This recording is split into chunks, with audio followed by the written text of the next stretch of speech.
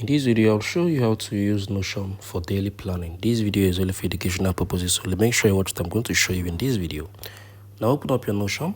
So if you love to do this, I'll tell you 4 ways you can be able to use this to achieve a very productive life. So the very first way is to create a daily template. So make a new page and create different templates. Like, okay, I think I'm going to go with this first one. So you can just come on here. This is goals and objectives.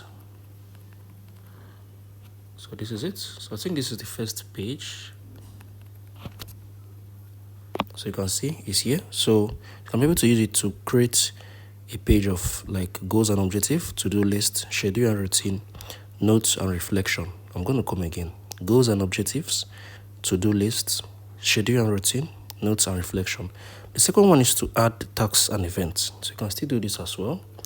So you can come on here, tasks and events. So I'm going to go back. So you can see the option is showing here. So you can use it to populate your template with tasks, appointments, and important reminders. That is the second way.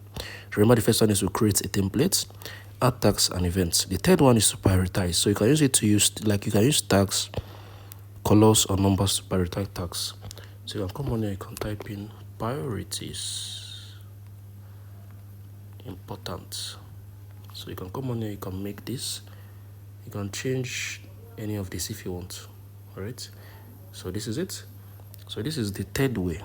So the fourth way is review and adjust.